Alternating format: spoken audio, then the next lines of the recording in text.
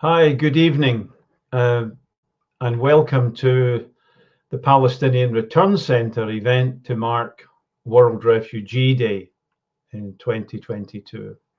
The title is The Palestinian Diaspora Speaks. My name's Mick Napier, and I'm a founder member of Scottish Palestine Campaign, and I'm stepping in here to chair these excellent speakers because of illness.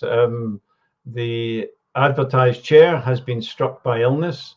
And we also have to add to that the news we got a few seconds ago that one of our speakers also will be unable to appear tonight because he's currently on his way to a hospital in London. Perhaps more of that at the end of this session. So we'll have three speakers for you tonight. Ahmed Abu Artema coming in from Gaza. Asala Sayara will be speaking from Australia, but because it's 3 a.m. For Asala at the moment, her contribution has been recorded very, very recently, and she'll speak to you for about 8 or 9 minutes after Ahmed.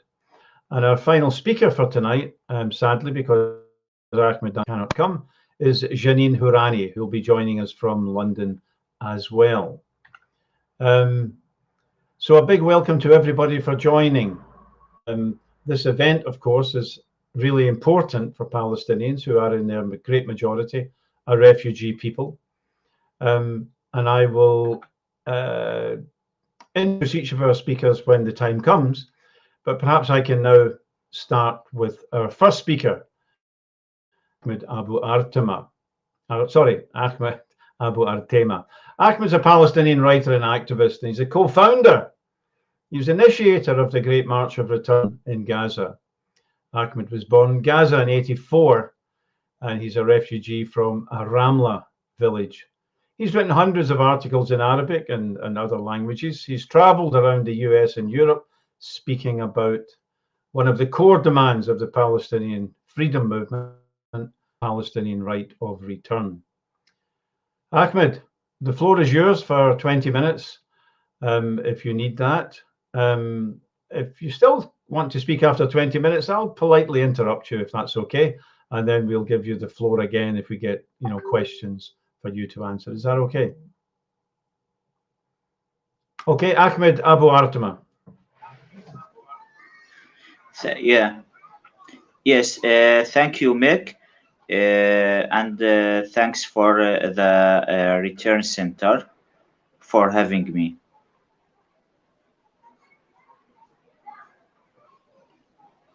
Please go ahead, Ahmed.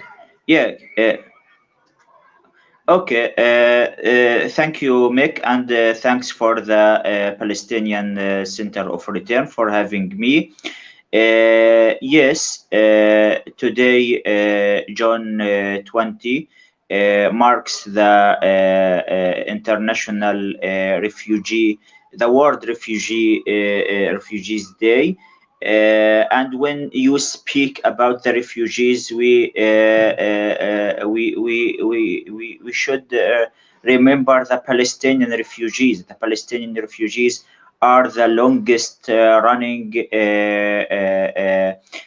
refugees in the world. Now we are we are since 74 years.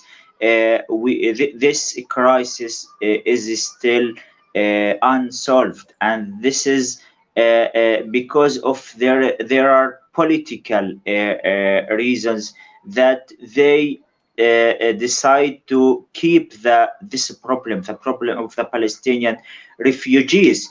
It's not a problem because of normal reasons, or because of as example, some normal reasons, but it's because there is a political political reasons that decide to relate between this Palestinian refugees crisis and the security and the safety of the state of Israel.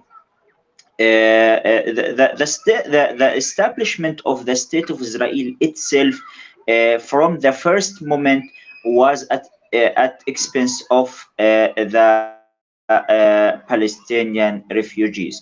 We became refugees in the moment that Israel, or the colonial, the Western colonialization in general, decided to establish the state of Israel. At that moment, they kicked out about 750,000 Palestinian refugees. Forcibly, they kicked out them from their towns and villages, including my family, my own family. The Palestinian refugees went to Gaza Strip, to West Bank, Jordan, Syria, Lebanon, and diaspora in general. Israel at that time thought that with the time we can end that problem, that the generation of the Nakba will die, and the next generations, the sons and the grandchildren, will adapt with with the new reality. But the problem, it's the problem for Israel, and it's the hope for us as Palestinians, that this didn't happen. And we, as example, for me, I was born in 1984, so I even my father was born in the diaspora. My grandfather, he was kicked out from his home from Ramla. But for us, as the next generations after Nakba, we are still believe in our right, and we are still dream in our return to our homes, in the same power that our grandfathers have. So it's not. I remember now what Nick Haley said. Said that that the Palestinian refugees were dead, so we are not refugees. But this is unfair, because we don't speak about only about persons. We speak about a popular issue, and we speak about a whole people. If we accept to deal with this logic, the logic of the Trump's administration and the logic of Israel, sure, that the cause of the refugees ended.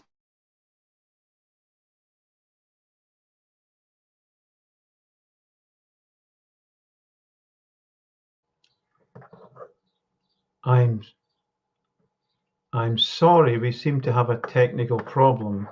Many of our viewers will be sadly familiar with the problem of joining the rest of the world from Gaza. So we seem Ahmed. Let's wait for a few moments to see if he can come back. It's of course indicative of the grim situation in Gaza and the unreliability of power and internet service, organized in detail by the Israelis to create the situation. Perhaps in that case, we should move forward. And while we're waiting for Ahmed, he can come in later, of course, and develop his points of view. Perhaps we can move on to our other speaker, Janine Hurani. Janine, are you there? Yep, I'm here. I thought I was last, but that's okay. I can go now. Janine, you'll be very familiar with the problems of friends coming in Gaza and from Palestine. Yeah, of course. Yeah. Inferior facilities.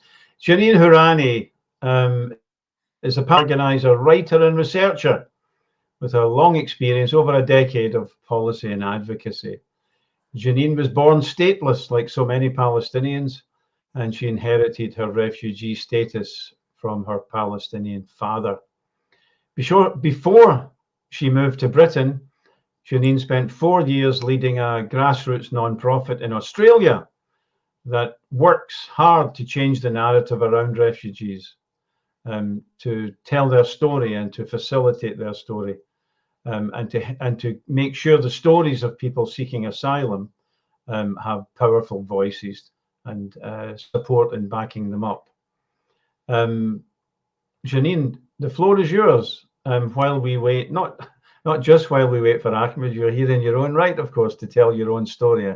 So please, Janine Hurani, on this Refugee Day commemorating Palestinian refugee narrative. Please, Janine, the floor is yours. Thank you. Thanks, Mick. Yeah, so my name is Janine, and as Mick kind of alluded to, my Palestinian grandparents were expelled from their homes in 1948, and they lived as refugees in Nadab refugee camp, which is a refugee camp in Aleppo in Syria. My grandparents met in the camp, they got married in the camp, they had their children in the camp. My dad was born stateless in 1962, and I was born stateless in 1994. Today, specifically, I want to focus, Mick kind of mentioned that I've worked a lot around changing the narrative, and today I want to focus specifically on the narrative around Palestine and the narrative specifically around statehood and refugeehood. So I'll start off with statehood. So those of us that are privileged with statehood often forget how contingent our basic human rights are on our status as citizens of somewhere, anywhere. I was stateless until I was 7 years old, at which point I was naturalized as an Australian citizen. And so all the rights and privileges that I had access to growing up, like the right to healthcare, the right to education, the right to freedom of movement, they were only accessible to me because of my status as a citizen of a state. About half of Palestinians across the globe today remain stateless. And rendering Palestinians stateless is a deliberate tactic employed by the Zionist regime. Their aim is to erase Palestinians, and legally invisibilizing us, which is essentially what statelessness does, is one of the best ways to do that. The Israeli regime continues to dispossess Palestinians of our legal and material right to recognition, freedom, and justice. They deny us our right to statehood, and they deny us our right to Palestinian identity documents. But at the same time as all that is true, I've been working, speaking, and advocating in refugee and statelessness spaces for some time now. And there seems to be a dominant narrative that the solution to Palestinian dispossession and to statelessness is statehood. And today I want to problematize that narrative a little bit. So when we arrived in Australia in 1997, we arrived on stolen Wurundjeri country. The system that provided me with the rights and privileges of citizenship was a system that was built on the colonization, dispossession, and genocide of First Nations people. I arrived on the continent that we now call Australia as a stateless Palestinian refugee, a victim of the colonization of my own land and a benefactor of the colonization of another land. When we arrived in Australia, our permanent residency documents had already been processed. And when we arrived at the airport, the officer at Border Control took a look at our papers, looked back at us, and then said to my dad, "Welcome home, sir." The first time I ever visited Palestine was in 2018, and the soldiers at the border interrogated us for 6 hours before they finally let us through. A decade after we arrived in Australia, I was confronted with the reality that it wasn't up to the man at passport control in Australia to welcome me onto stolen land, nor do Israeli soldiers have a right to interrogate me or anyone so that I can enter my own land. So this brings me on to my next point. Borders are sites of violence, and their construction is inherently violent. Historically and currently, borders are a form of colonial and imperial domination. The existence of borders is the foundational principle that enabled Israel to create a state. And today, border enforcement and checkpoints allow them to maintain colonial and imperial domination over Palestinians. The legacy of British imperialism lives on today in border structures and mandates, and the only reason that Priti Patel can even propose a policy where people seeking asylum in the UK are redirected to Rwanda is because of the existence of borders. And in fact, it is this obsession with the notion of borders that enables Israel, the US, the UK, Australia, and other states to continue denying Palestinians our basic rights and freedoms. The narrative around statehood has been co-opted since Oslo to trick Palestinians into believing that statehood is the solution. In January 2020, Donald Trump announced his Middle East peace plan, or deal of the century. And as part of the plan, Trump and his minions created a discourse around statehood using maps to propose borders and illustrate the potential of a future Palestinian state in an attempt to consolidate and justify Israel's ongoing settler colonial ethno-national apartheid regime. In an interview with CNN, Palestinian human rights attorney and academic Noura Ariqat was asked, "What's better for Palestinians, a bad state or no state at all?" To which she reminded us, quote, "Palestinians have not been demanding a state. Palestinians have been demanding freedom, dignity, equality. They want the right to return to their homes. They want the right to belong in their homes, to cultivate their lands, to teach their children, to pass on their traditions, and to speak their language. This is what Palestinians are fighting for. Not a piece of land that they can have their flag over and pretend is a state. This is not a game. This is about life and death and freedom," end quote. So when we say right of return for refugees, we don't mean returning to a state. We don't mean returning to the land through man-made constructed borders that are exclusionary, violent, policed, and militarized. When we say right of return, we mean more than just UN Resolution 194. When we say right of return, we are promising that we will return, and we will distort conceptions of nationhood and abolish constructions of borders to get there. When I say right of return, I'm reasserting my commitment to create a future that is boundless and borderless, where we can enter Palestine without being interrogated, where we're not limited to or bound by our identity documents, where I can drive from Palestine 48 to the West Bank without crossing a checkpoint, and where I can drive from my father's homeland of the Galilee to my mother's homeland of Beirut without crossing a border. Now, the second thing I want to talk about is the narrative around refugees. In the diaspora, I often see Palestinians not wanting to refer to themselves as refugees, and broadly speaking, there are two reasons for this. First, we don't see our own lived experiences reflected in the dominant contemporary narrative on refugees. And second, there's a stigma that surrounds the term refugee that prevents Palestinians from wanting to identify as such. But like the term Palestinian, the term refugee is also pluralistic. It represents diverse contemporary and historic lived experiences. And so we can't allow mainstream media and politicians to determine what a refugee looks like, nor the difference between a real and a fake refugee. We can't allow mainstream media and politicians to pit us against each other, whether we were dispossessed in 1948, in 1967, in 1990 or 2011, we were still subjected to and victims of their imperial wars. Everyone who is dispossessed is a refugee, regardless of UN jargon and legal definitions. On the flip side of that, we need to reconfigure what the term refugee means to us. We need to go beyond the savior complex that positions refugees as agentless, depoliticized, and merely in need of services. Yes, refugees, particularly those who are newly arrived, are often in need of legal, health, and social services.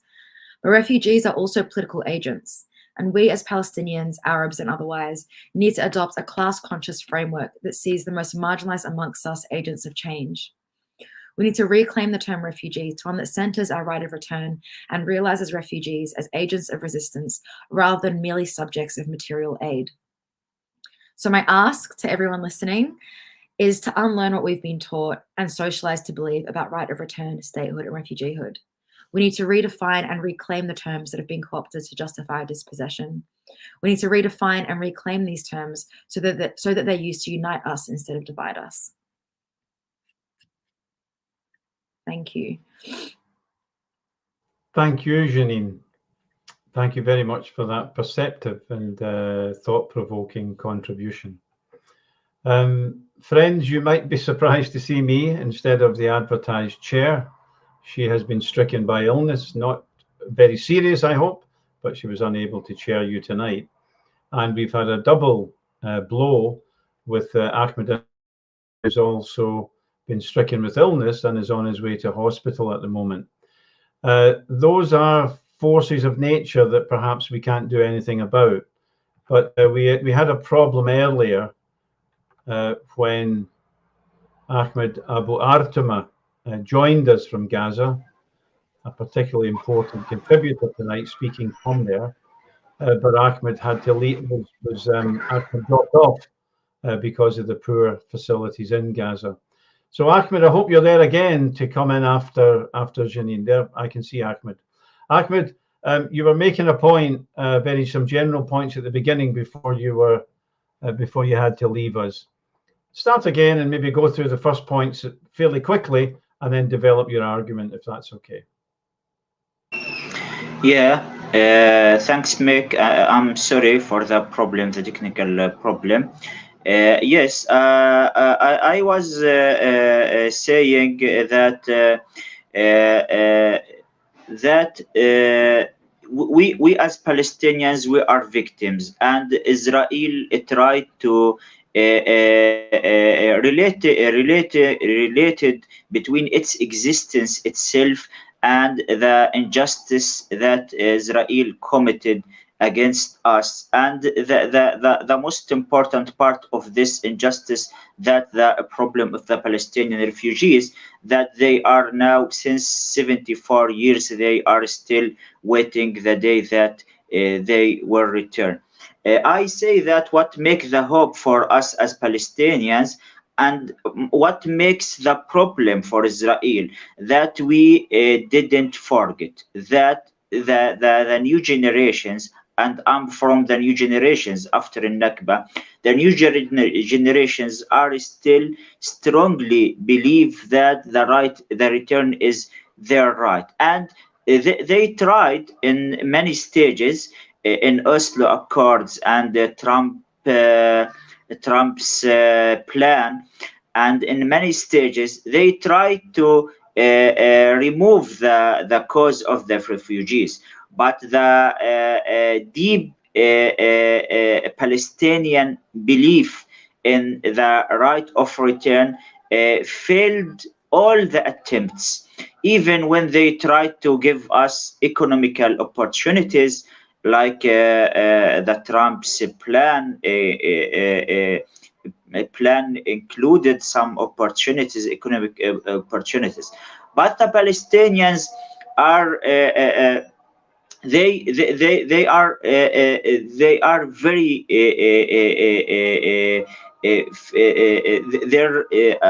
their belief and their faith is very strong and very deep in the right of return. So this is the problem. The problem that Israel says we cannot allow for the Palestinian refugees to return.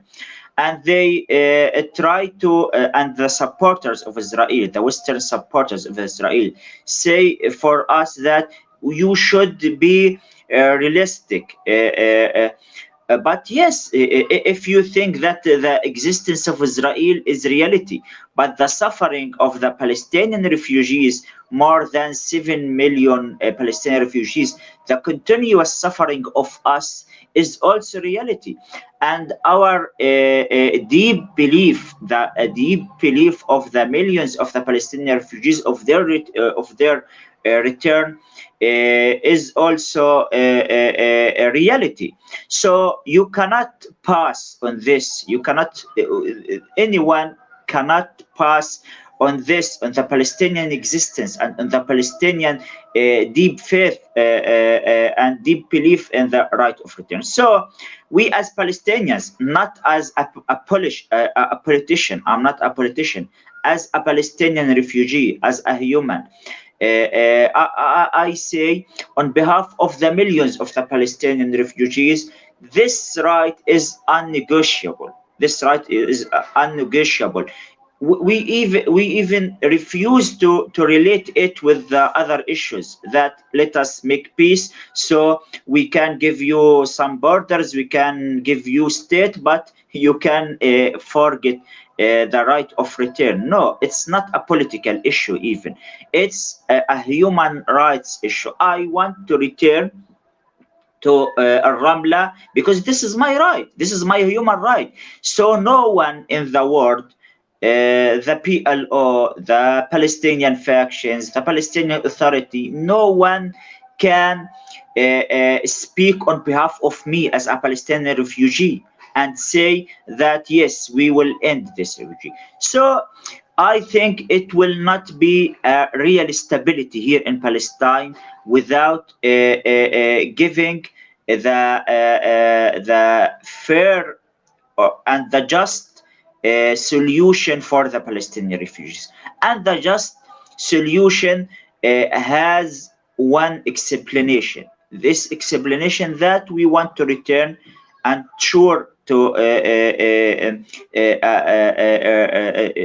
we want to return to our homes. So and also it's not justification that Israel say we are not able to allow for the Palestinians to return to their homes. Why they are not why they are not able? Because they are racists, because we are not un-Jews, so they don't ask to return. Israel invest even the crisis and the suffering of the Ukrainian people, and went there and try to convince the Jews, the Ukrainian Jews, to come to Israel and to say to them welcome and give them the Israeli nationality. By the same logic, why not? I'm here. I'm not. I don't live thousands miles far from the historic Palestine, what's called Israel. I'm near the fence. So why not you open for me the door and say to me, you can return to your home. You can return to your village. Why when we decide to participate in the march of return and peacefully we say we want to return to our homes, Israel shot us and killed us because Israel is a racist state. They treat with the people according to who they are, because we are not Jews. And this is not justification. The world should not understand this thinking, this apartheid thinking from Israel, that yes, we understand that you only allow for the Jewish people to return to your state. We are the original people here, and this is not a political issue. Before it's a political issue, it's a human rights issue. So we want to return to our homes, and thousands of our grandfathers and our fathers were died while they were dreaming of that day that we want to they want to return to their homes. So we took this dream from them, and we are still and we will continue our struggle to return one day, regardless that at this moment Israel is strong and we are weak. Yes, but we have the right and we have the persistence to continue in our struggle until the return of the refugees. Yes. Thank you, Ahmed, for a very forceful and very clear, extremely lucid presentation. You both preceded and followed Janine, but so far it's been extremely valuable. Our third contributor tonight, who has to come in from Australia, having recorded a contribution a few hours ago, is Asala Sayara. It's really the middle of the night there, so I hope you'll bear with us having a recording. After which, I have a lot of questions for Ahmed and Janine to discuss and to respond to. But first of all, Amar, could we have the video by Asala Sayara from Australia? She's a social worker, public speaker, and storyteller of Palestinian descent.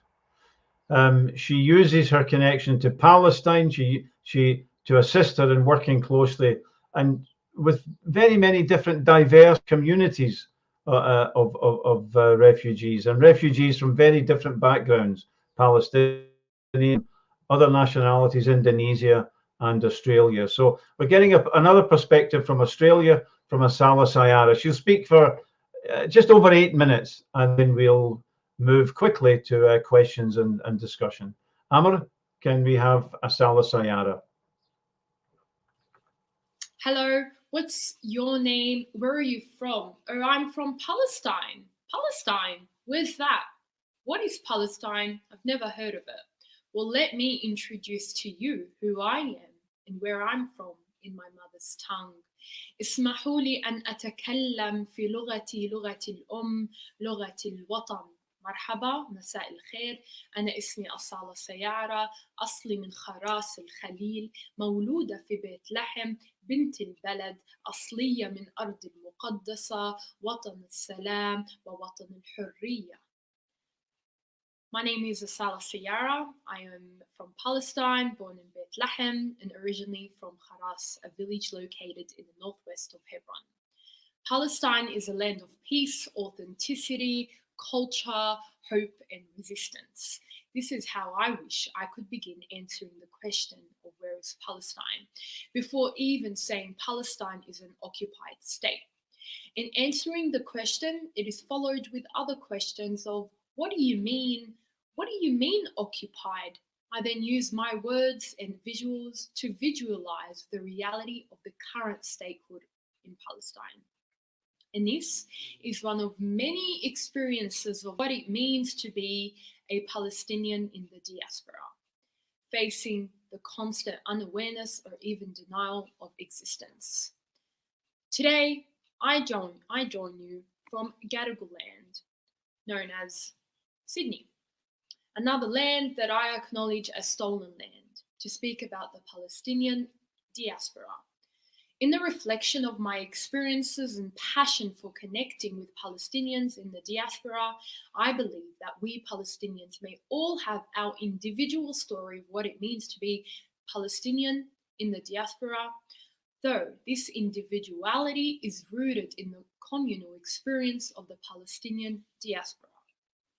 It is estimated there are 6 million Palestinians that live in a global diaspora. The Palestinian diaspora involves Palestinians living outside the region of Palestine and extends to the Middle East, Asia, and Europe. The largest Palestinian diaspora community outside the Arab countries is believed to be in Chile.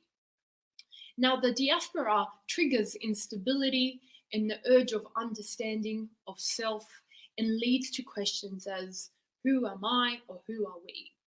Now, amongst those 6 million is a self-defined meaning of identity, consisting of experiences and answering the question of who am I? Now, the Palestinian community is rooted in systematic displacement, the causes being, of course, colonization and the Israeli occupation. Today, I hear and acknowledge the effects of the Israeli occupation on Palestinians living in Palestine, including, but of course, not limited to the social, financial, psychological, physical, and mental health effects. Now, I also recognize that the occupation is met with resistance, the resistance that is keeping Palestine alive, the grassroots resistance that I believe isn't found anywhere else in the world. Simultaneously today, I also acknowledge the challenges that Palestinians in the diaspora experience, like disconnection from culture and identity, finding meaning, feeling out of place, loss of belonging, and purpose. This goes to show the impact of the occupation goes beyond time and location. Edward Said's memoir, Out of Place, ruminates on the question of identity and it reveals how Edward Said was a little boy straddling between worlds and that he has always carried a sense of being out of place. Now, this has been reflected in many people's experiences, including young Palestinians in the 20th century. These challenges leave many with an identity crisis and, at times, mental health issues. Now, my experience as a Sala of migrating to Australia and navigating the question of who am I is a lifelong process. Though one thing that I can definitely reflect on is my identity. As a Palestinian living in the diaspora, my identity has been at the core of my self-realization, goal setting, and purpose. The procession of my identity affected my mental health positively in building confidence and self-esteem in a country that is fueled with cultural, religious, and political differences. Finding understanding of who I am as a Palestinian made me connect with First Nations people here. Knowing who I am as a Palestinian gave me a lens in understanding injustice and learning that the path of activism chose me. It allowed me to understand the meaning of roots. Now, my roots may be dismissed by the Israeli occupation and white Australia, hence bringing challenges to myself and practicing my full rights and just existing. However, these experiences of dismissal allowed me to come to the conclusion to never allow the dismissal of my existence make me forget or deny what my roots are, and two, realize that I should always exist in all of my complexity and authenticity. Moreover, my journey and story of identity is one of the 6 million stories and journeys of Palestinians in the diaspora. My curiosity and yearn to connect with other Palestinians and also connect Palestinians with each other led to the launch of my project, Hawiyati. Hawiyati in translation means my identity. The name was selected to take an individual understanding of the identity of a Palestinian. Hawiyati is a digital and grassroots platform sharing the Palestinian experience and connecting Palestinians in the diaspora. Because connecting to home and other people who share similar struggles is a way how many people connect to a home that they dream to return to. A home that is far, yet that is close and found in many hearts. And this connection fills in the gaps of belonging, meaning, and nostalgia. So, as a Palestinian who is yearning for home, my experience is encapsulated in the words of Mahmoud Darwish. Mahmoud Darwish once said, "I am from there, I am from here, I'm not there, and I'm not here." And I respond to Mahmoud Darwish, I will dream of the day I am there, the day when Palestine is free of checkpoints, Israeli military, and degradation. I will continue to dream of the day when Palestine is an independent state, where I can travel to Al-Quds and pray in the Dome of the Rock, then travel to Nablus and eat knafa from Knafa to Al-Quds, then roam the streets of Ramallah, then drive back home to my village Kharas. I will continue to dream of the day where when I get asked, where is Palestine? I can say Palestine was an occupied state and now is a free state.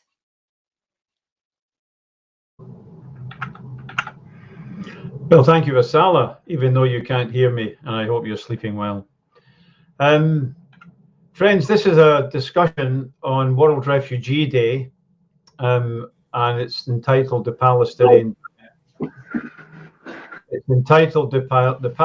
Diaspora Speaks. And we have Janine here in London and Ahmed in Gaza, and you've got me because the tab is a bit unwell. Look, I've got 100 questions. If we're talking about the Palestinian diaspora, I want to ask both of you one thing here. In Oakland, California, Israeli ships since 2014 have been unable to unload because of a massive popular campaign. It's led by AROC, the Arab Resources and Organizing Center. It's Arabs who've organized a campaign which for the last 8 years, every Israeli ship that tries to unload is unable to unload. And there are other examples. I mean, the people in Britain now who are challenging the arms companies, which supply Israel with the filthy means to carry out their filthy deeds, is led by a Palestinian woman. So we see in some parts of the world Palestinians and Arabs coming to the fore in the leadership and trying to fight hold. But in others we don't. What are your views, Ahmed? Well, maybe we'll take Janine first. Janine and then Ahmed. What are your views on how that Palestinian voice can find public resonance and can begin to tilt the balance internationally against the apartheid state? Janine first, if you can give us your thoughts on that. Yeah, sure. I actually just came back from Oakland. I got back on Saturday. I was visiting Oakland's amazing Palestine solidarity stuff happening over there. Led by Arabs. Yeah. I think it's an interesting question. I think first of all, I think we need to I think there are two parts actually to this question. So the first part is, I think for so long, the diaspora, the Palestinian diaspora, the Arab diaspora has seen themselves in solidarity with Palestine as opposed to part of the Palestinian struggle.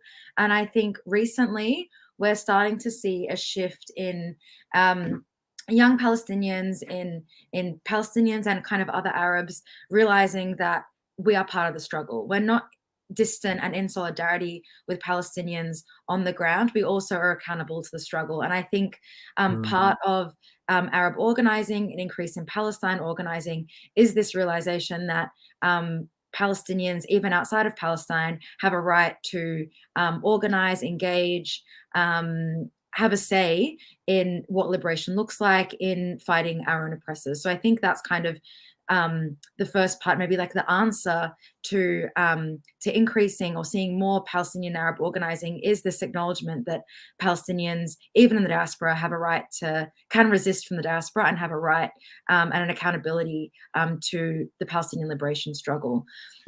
I think that the second part of that question is this idea of almost like diaspora privilege or like passport privilege, with kind of what I just said in mind, this idea that, you know, with a British passport or with an Australian passport, there are ways that we can engage in actions, whether those are nonviolent direct actions, like what we're seeing with the Elba organizing, like, organizing protests, that, you know, the privilege of a Western passport gives us. And I think it's important for us to acknowledge the moral obligation we have as someone who is almost like semi-protected in diaspora, to organize and to resist in a way that isn't as accessible to people on the ground. So thinking about the different contexts we're in and how we can pull different levers based on the fact that we are in diaspora and what kind of privileges that affords us in terms of the types of resistance we can engage in. Janine, thank you. Ahmed, Janine and I are speaking from the UK, where there's every effort to close down Palestinian and pro-Palestinian voices. But they don't use helicopter gunships and they don't use machine guns and all sorts of filthy means. But what do you think, Ahmed? What's your view on the relationship between people in the gun sites and the diaspora, Palestinians and others around the world? How can we build better relations between these two key groups?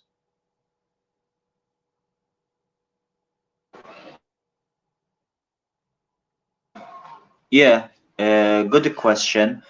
We have one struggle, we have one cause, and we should take in consideration Israel itself is not the result of the efforts and the works inside Israel, but it's the result of the international community. So our struggle by its nature should be global, should be in everywhere in the world. So yes, we inside Palestine, we have our methods to resist against this colonial occupation by many methods. By our existence itself here inside Palestine is a resistance. Our existence is a resistance. The Palestinians in diaspora and our friends, the supporters of the Palestinian rights, this is their own cause, their own struggle. So I think it's very important to focus how to make the idea of Israel, the idea of the Israeli apartheid, the idea of a racist state was built at on a mountain of victims at expense of other people is isolating. So here is there are many methods, but I want to focus on the boycott, how to boycott Israel, how to raise the awareness among the people and among the social society and among the civil society. Raise the awareness that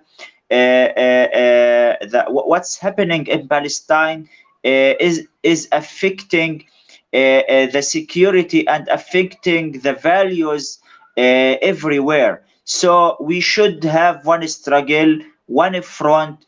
All of us believe in freedom and justice and dignity for everyone, including the Palestinians, and all of us refuse this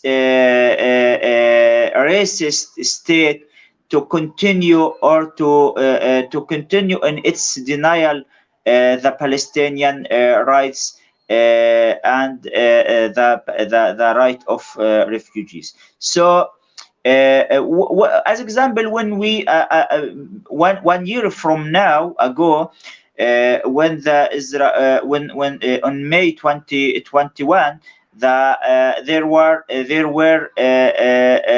Palestinians here in Gaza, in Jerusalem, the occupied Palestine 1948, the West Bank, all of us together participated in the confrontation against the Israeli occupation forces. In the same time, when we saw the protest in London and the protests in the American cities and the American states, we felt at that time that we are not alone, that we are strong, that our struggle is not limited by the borders of Palestine, but our struggle is global. So I think every way they can contribute by it, it's very important for us. It strengthens us. Boycotting Israel, connections with the parliaments, with the governments, how to disconnect their relations with Israel that violate the international laws and the human rights by protesting, increasing the awareness. So there are many ways, and sure, we coordinate together, and we believe that we have one struggle. Another question, if I may.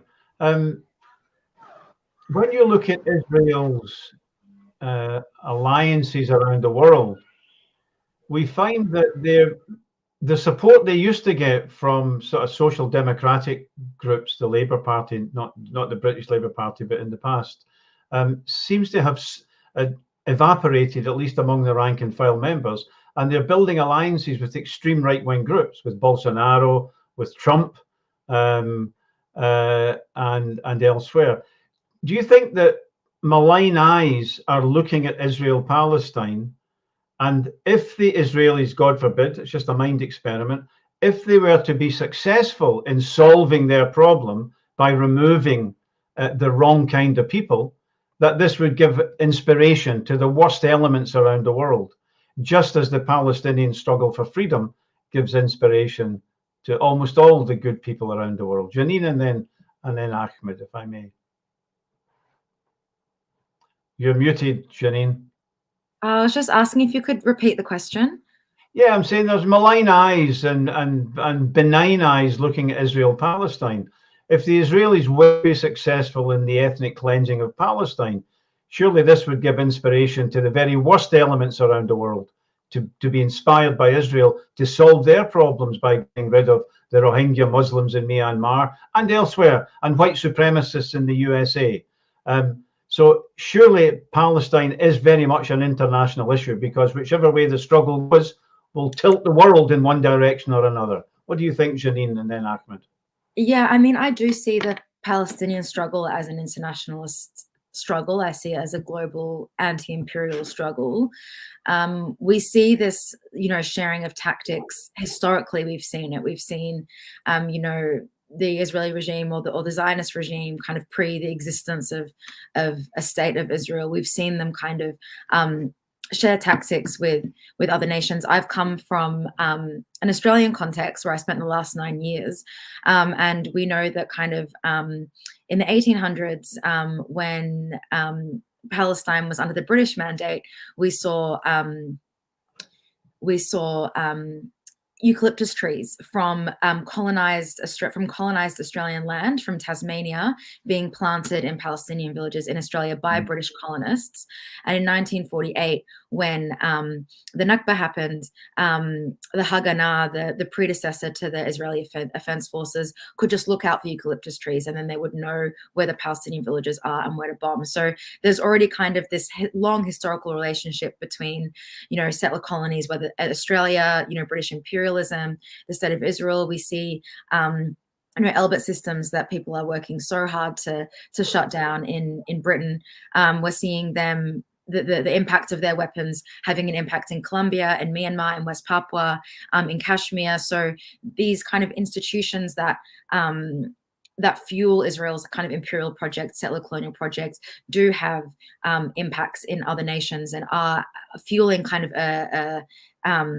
a violent right-wing project across the globe. And that's why I think international solidarity is so important. That's why it's important for us. Israel has so many coalitions with other, as you mentioned, like right-wing groups and right-wing countries and right-wing governments. And so it's on us to mobilize and organize for people who are pro-Palestine and for liberation on a global scale. So I do think that, for me, Palestine kind of is a litmus test. And, what happens in Palestine has a global impact, and what happens elsewhere also impacts Palestine. And we can't see the Palestinian struggle as separate from other kind of internationalist anti-imperial struggles. Having said that, I unfortunately have lost faith in the international community. I think that the international community has proven time and time again that they not only enable but actively kind of support Israel to continue to act with impunity. We've seen, UN resolutions passed time and time again, and the real material impact of that is close to nothing, if not nothing. And so, in terms of kind of global actors, in terms of global governments to actually act, we've seen the Zionist lobby, any global government who even potentially might act, like we saw what happened to Jeremy Corbyn in Britain, the Zionist lobby comes for. So I've kind of have lost faith a little bit in the international community. I do think liberation will come from the grassroots. It will come from Palestine. It will come from Palestinians. It won't come from these kind of international entities. It'll come from shared struggle kind of across the globe. Couldn't agree more, Janine. I mean, but by the international community, Ahmed, do we not mean two different things? States and the governments and the people who benefit from the arms sales and so on, but the general public are a different matter. Trade unions who can take action to support the Palestine. What are your thoughts, Ahmed, on, for example, the European Union apologising to Israel for the opinions of European citizens and promising that those opinions wouldn't influence EU foreign policy towards it? Does Israel not have great weaknesses in terms of being very much a pariah state in the eyes of public opinion? Your thoughts, Ahmed? I'm sorry, the voice is not very clear, but if you think your question about Europe and what's happening to the Jews, or another question? No, my question to you is, would you like to comment on the fact that the European Union in the past has apologized to Israel for the opinions of European citizens, and has promised Israel that these opinions would not influence policy, that Israel is already a pariah state in the court of public opinion, and it knows there is a crisis of public opinion and hostility towards Israel, despite the governments taking very different positions. Your thoughts on that, and Janine perhaps could come back later as well. Ahmed? I'm sorry again, but I will try to answer. I'm not sure about if I catch the point. That yes, the European Union governments, unfortunately, they are participating with the Israeli crime against the Palestinians. They have a complete complicity with them by supporting them economically and politically, and making deals with them. And this what encourages Israel to continue its violations against the Palestinians and its denial for the Palestinian rights, including the right of return. So we think that our comrades in Europe, that they believe in freedom and justice for Palestine and for all the peoples. We and them have struggle to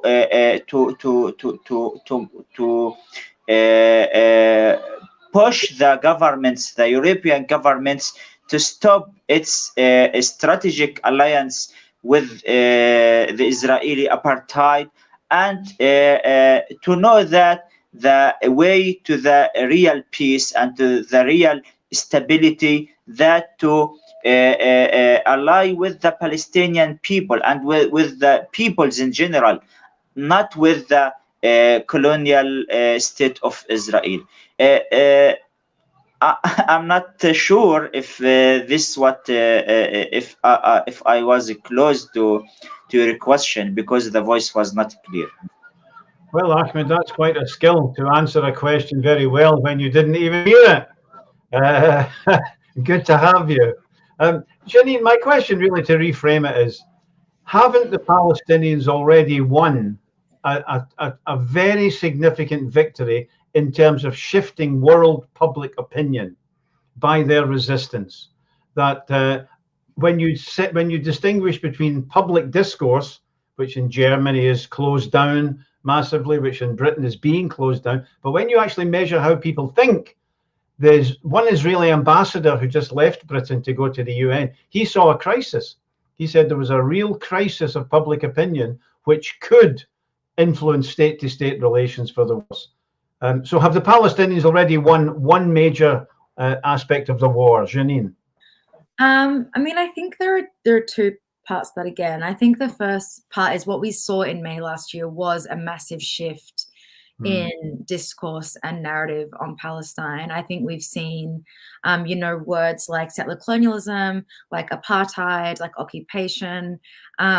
These are words that have become part of the everyday vernacular when we talk about Palestine, when, before that, they were kind of limited to, very specific spaces. And so I do think that the discourse on Palestine has changed. I do think that, work that has gone on from Palestinian organizers, activists, intellectuals for years has had a really important role in reframing that.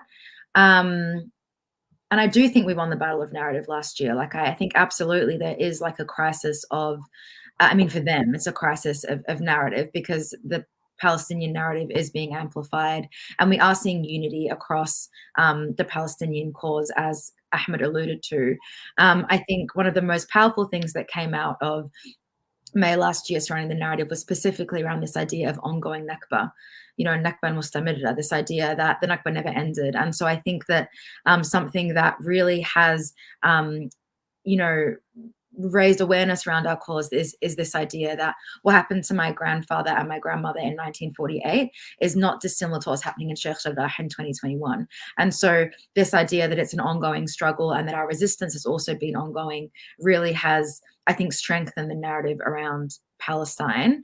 I think on the flip side of that, I think painting Israel as a pariah state and, this idea that Israel is a human rights abuser and an apartheid state.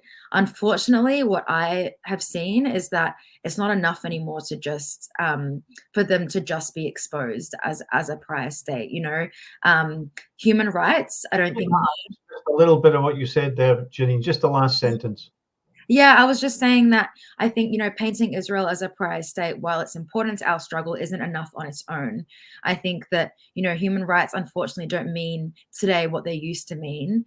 I think human rights used to be absolute. They used to be seen as everyone has fundamental, rights. And I think human rights have been co-opted. We've seen, with the war on terror, with, the invasion of Afghanistan, we've seen human rights co-opted by the West to serve foreign interests and imperial interests. And I think because of that, the weight of what a human rights discourse used to mean isn't as strong as it used to be anymore. And so, we saw with the Amnesty report and the narrative around the Amnesty report, this idea of moving beyond just an apartheid framework towards a decolonial framework. And I think, the unfortunately decreasing value that the human rights narrative is having really is pushing us towards moving past just a human rights and apartheid framework, also towards like a decolonial, anti-colonial framework as well.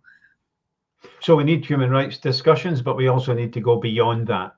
Ahmed, you alluded earlier to the racist nature of the Israeli state welcoming Jews and denying Palestinians the right to be there. Salman Abu Sitta has written extensively about how the right of return is not only moral and legal and everything else, but is eminently practical. That most of the ethnically cleansed Palestinian villages and communities remain empty. There are no houses there. Would you like to comment on that? That Israel is absolutely diabolical in many ways. They're world beaters in terms of being able to admit and absorb Jews from anywhere in the world. Isn't it just naked, vicious racism which excludes Palestinians from the right to return? Yeah, the right of return. First, it's the right, it's our right, and also it's practical because it's. Imagine if now about 5 million Israelis around the world said we want to go to Israel. Israel sure will not say to them there is no room for you, but they will welcome them and give them the nationality. So yes, the right of return is practical. According to the Salman Abu Sitta as example, he says that about 85% of the historic Palestine is still empty until now. This means that all the Palestinian refugees can return to their homes. So there is one obstacle that is stop the right of return. This obstacle that Israel is racist. Israel exactly is like the apartheid in South Africa, but it's worse than the apartheid in South Africa because it's still denying the right of the native people to return to their homes. In the same time, it encouraged the Jews around the world to come and give them the Israeli nationality. But as I mentioned first, we should not understand this nature of Israel. And we should continue believing and struggling for our right to return to our towns and villages. Thank you, Ahmed. I'd like to invite both of you to make concluding remarks. And if I could chuck in a final question, Janine, you've got a connection with Oz. I've got a granddaughter there, actually. But I've got a Canadian passport. And we noticed that last year we saw horrendous stories of mass graves being dug up from Canadian schools for First Nations people, for the native people. Hundreds of bodies in mass graves.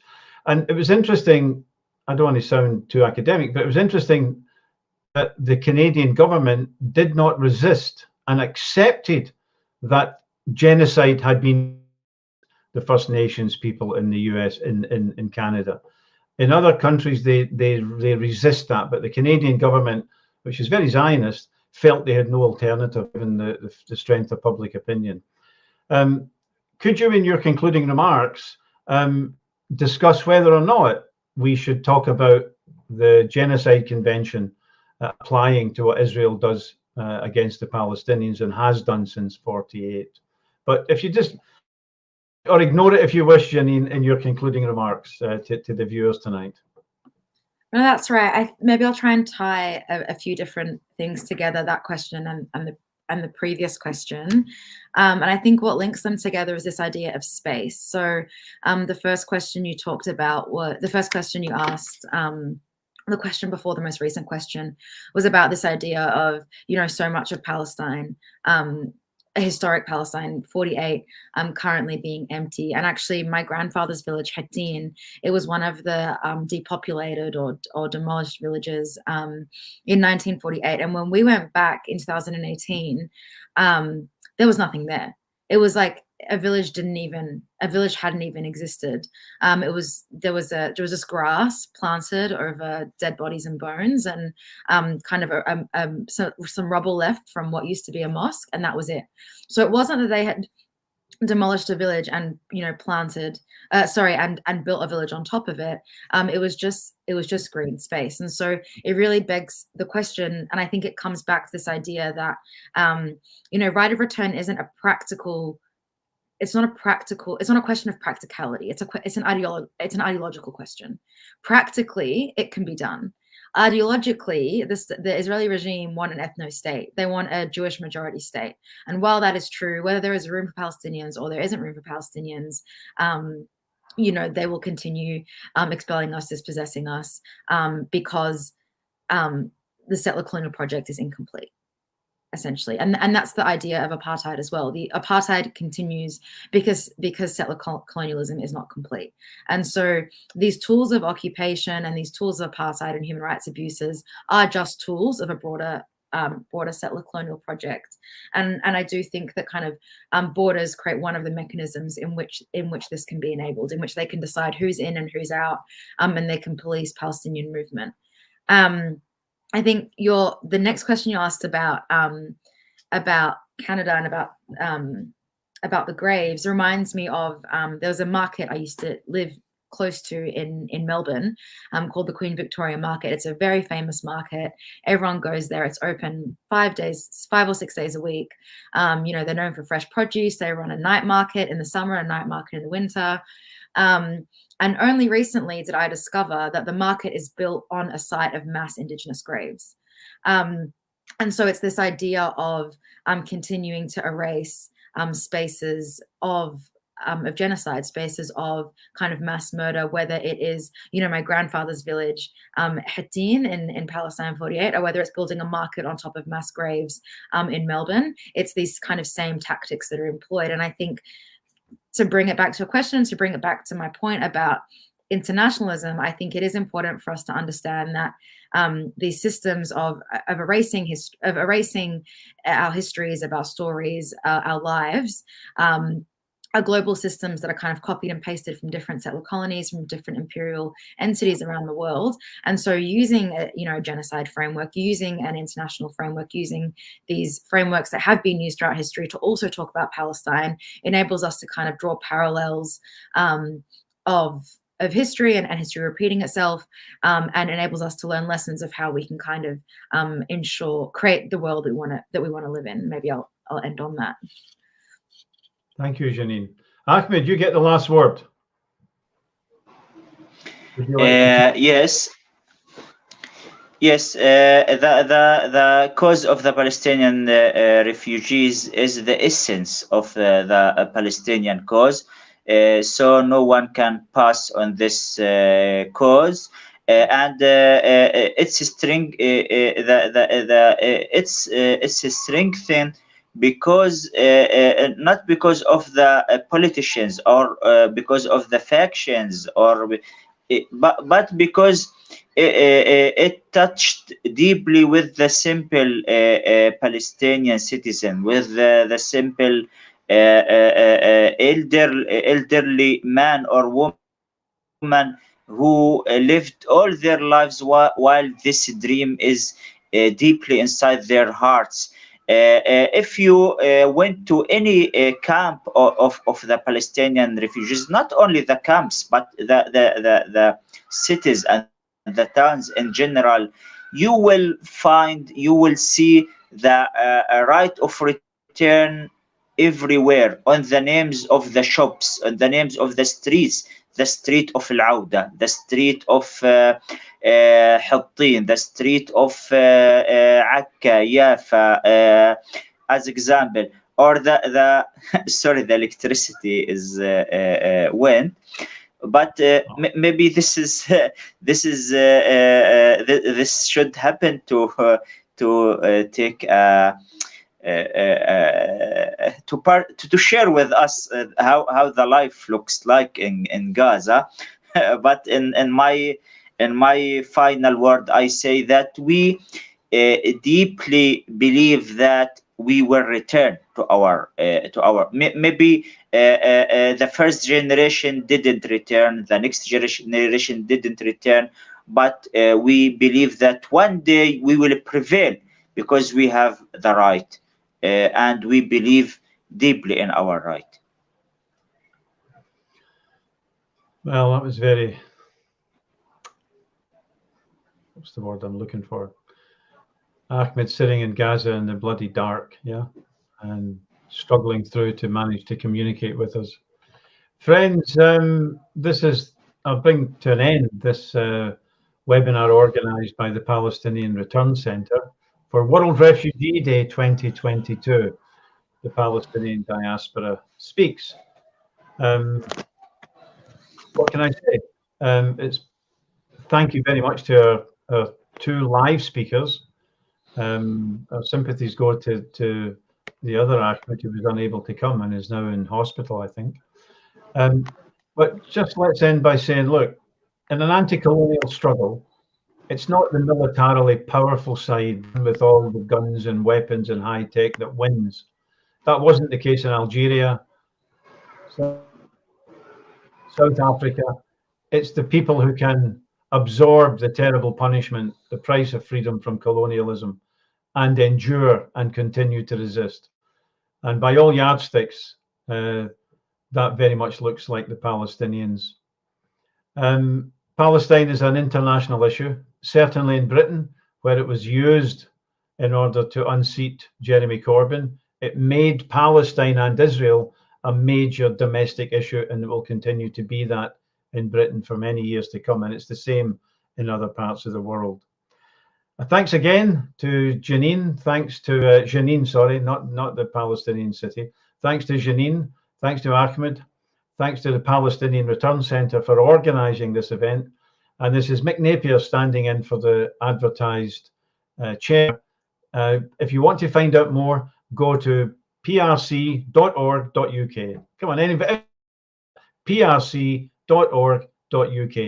and help this organisation that fights for the Palestinian right of return.